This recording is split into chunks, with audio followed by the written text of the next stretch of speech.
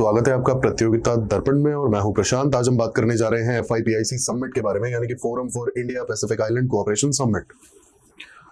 सबसे पहले न्यूज देख लेते हैं। तीसरी FIPIC समिट मई 2023 में पोर्ट्स मॉरिस यानी कि पापुआ न्यू गिनी में हुई।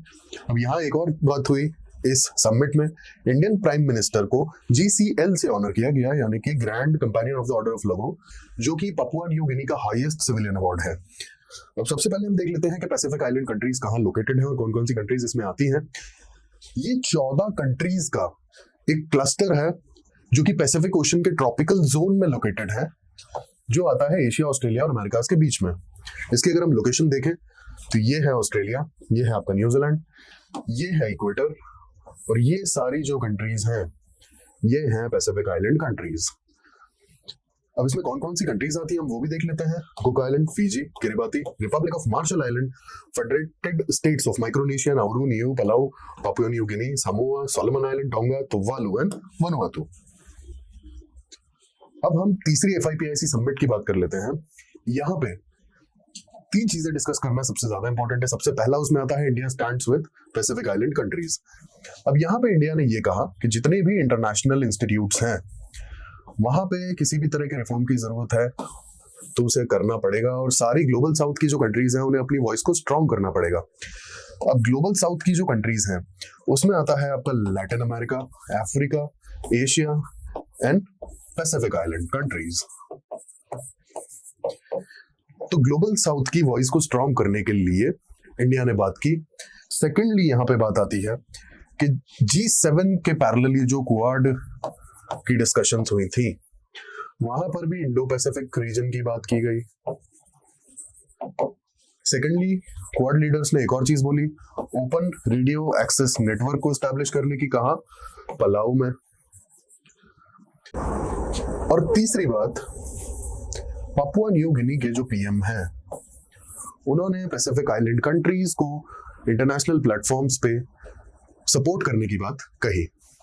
अब हम बात करते हैं कि क्या है ये 12 पॉइंट फार्मूला जो इंडिया ने पैसिफिक आइलैंड कंट्रीज के डेवलपमेंट के लिए प्रपोज किया है। तो ये जो फार्मूला है ये health care, cyber security, small micro and small sectors, clean energy और कई सारे अदर सेक्टर्स के लिए डेवलपमेंट प्लान्स हैं। अब 12 पॉइंट फार्मूला में कुछ इंपॉर्टेंट चीजें जो मेंशन करनी चाहिए वो है कि इंडिया सारी पैसिफिक आइलैंड कंट्रीज में डीसैलिनेशन प्लांट एस्टैब्लिश करने में हेल्प करेगा। रीजन बीइंग यहाँ पे पानी की कमी है, और दूसरा सी लेवल राइज के चलते यहाँ पर सी वाटर या फिर सलाइन वाटर के इंट्रूजन के केसेस भी देखने को मिल रहे हैं। तो पहले हमने बात की डीसैलिनेशन प्लांट पे। दूसरा, 12 पॉइंट फार्मूला के अकॉर्डिंग इंडिया माइक्रो और स्मॉल सेक्टर की जो इंडस्ट्रीज हैं उन्हें एस्टैब्लिश करने में हेल्प करेगा लगभग सारी कंट्रीज में, पैसिफिक आइलैंड कंट्रीज में। और तीसरा कि फिजी में multi speciality hospital as well as Jan Aushadhi केंद्र एस्टैब्लिश करने के लिए इंडिया सपोर्ट करेगा।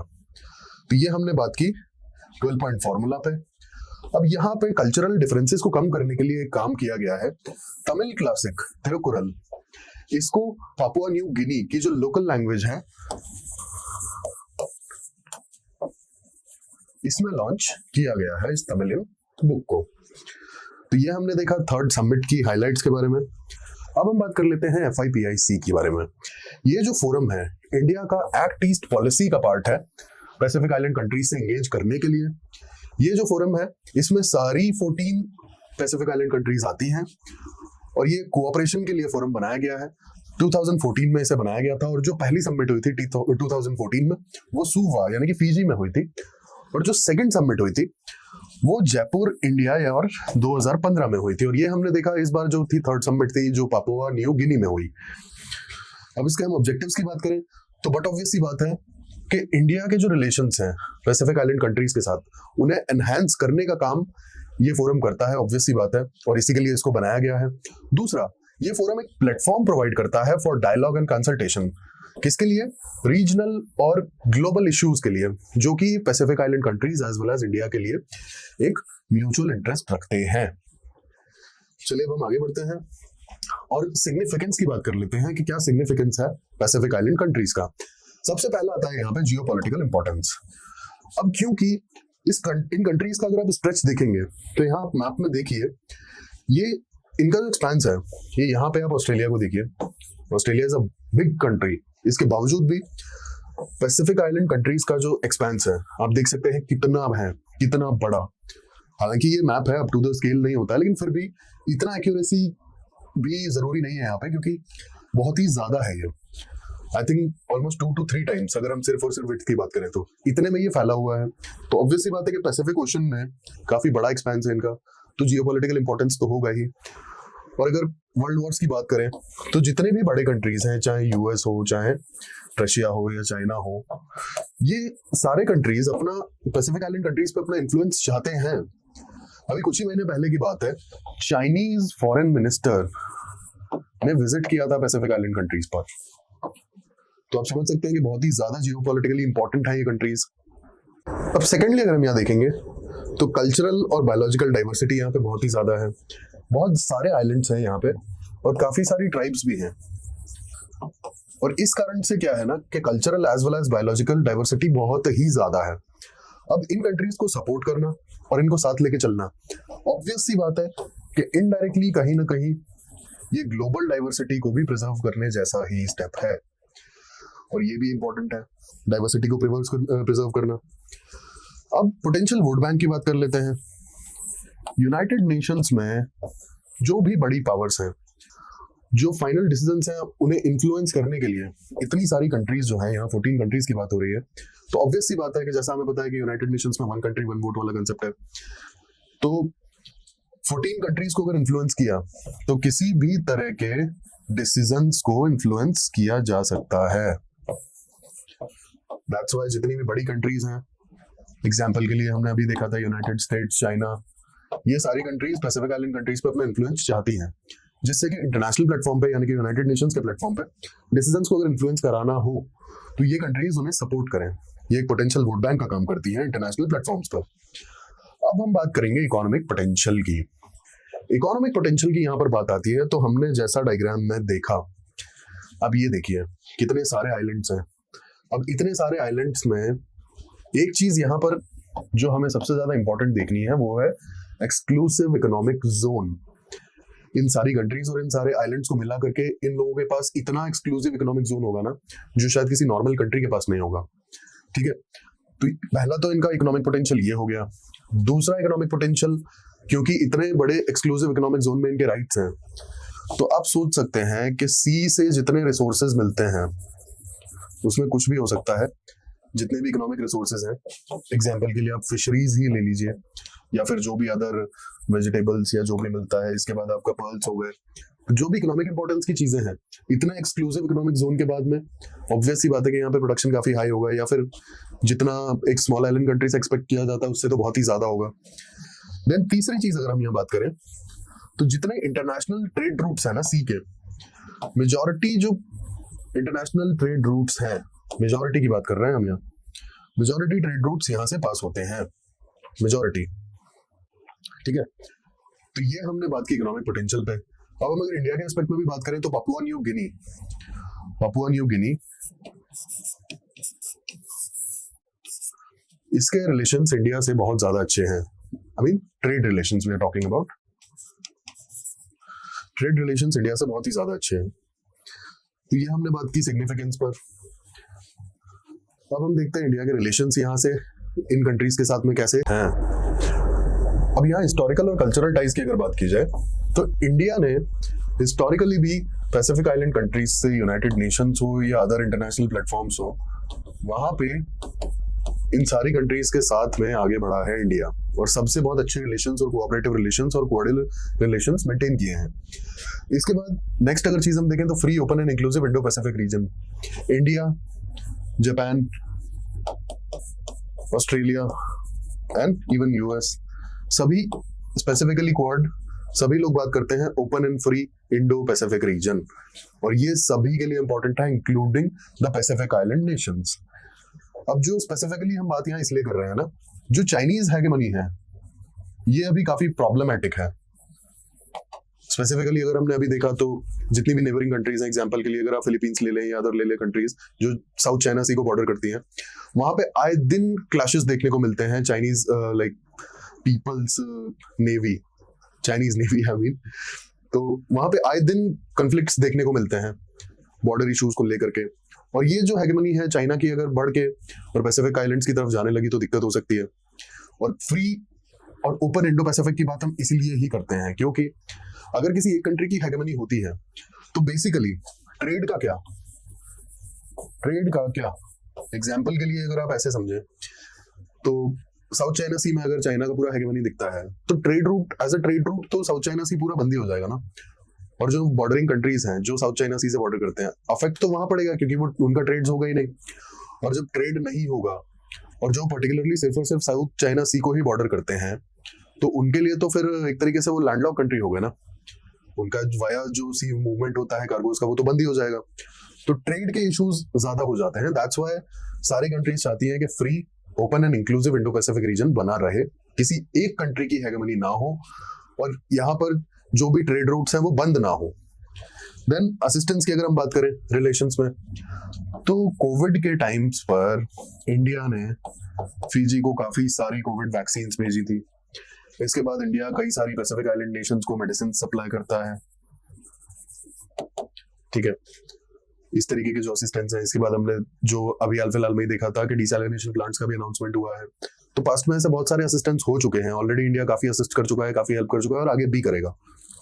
देन इकोनॉमिक रिलेशंस की अगर हम बात करें तो काफी सारे सेक्टर्स हैं जहां पे पैसिफिक आइलैंड कंट्रीज के साथ में इंडिया के बहुत अच्छे ट्रेड रिलेशंस हैं। एग्जांपल के लिए फार्मा ले लीजिए आप, ग्रीन एनर्जी ले लीजिए, तो इन सारे सेक्टर्स में काफी अच्छे कोऑपरेटिव रिलेशंस हैं इंडिया के। और जैसा मैंने आपको बताया था पापुआ न्यू गिनी, सारी पैसिफिक आइलैंड कंट्रीज में पापुआ न्यू गिनी ये लार्जेस्ट ट्रेडिंग पार्टनर है इंडिया का। आइए फ्यूचर प्रोस्पेक्ट्स की हम बात कर लेते हैं। फ्यूचर प्रोस्पेक्ट्स की अगर बात करें तो जैसा कि मैंने डिस्कस किया था ये सारी जो आइलैंड कंट्रीज हैं सी लेवल राइज इन लोगों के लिए सबसे बड़ा कंसर्न है, सी लेवल राइज। तो इंडिया के साथ में जो रिलेशंस हैं वो फ्यूचर में ग्रीन एनर्जी की तरफ जा सकते हैं, सस्टेनेबल डेवलपमेंट की तरफ जा सकते हैं, या फिर कार्बन इंटेंसिटी बिजनेस हाउसेस में और मैन्युफैक्चरिंग में कम करने के लिए इस डायरेक्शन में हम इनिशिएटिव्स ले सकते हैं।